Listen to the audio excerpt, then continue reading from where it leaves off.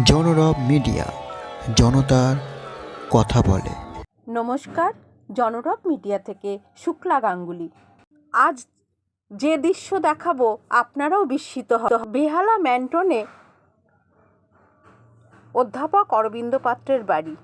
তার পোষ্যরা কিভাবে তার বাড়ি আসার জন্য বসে থাকে সেই দৃশ্য। কখন স্যার বাড়িতে আসবেন, তার পোষ্যরা বসে আছে। তারপর শুরু হয় খেলাধুলার শেষে তাদের জন্য কি খাওয়া থাকে দেখুন। এই খাবারটা রান্না করে দেন স্যার নিজেই। তিনি কিন্তু চোখে দেখতে পান না। সামান্য চাল সেদ্ধ করে তারপর মাছ দেন, তারপর নুন হলুদ দিয়ে সেটাকে ঠান্ডা করে দিয়ে ওদেরকে খেতে দেন। এটাই হচ্ছে ওদের মূল খাদ্য।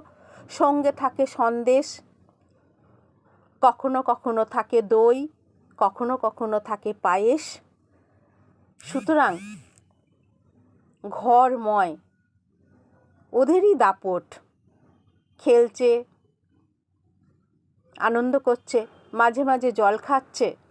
আমি মাঝে মাঝেই ওদের টানে চলে যাই অধ্যাপক অরবিন্দ পাত্রের বাড়ি। এ এক পজিটিভ শক্তি যোগায়। নিজে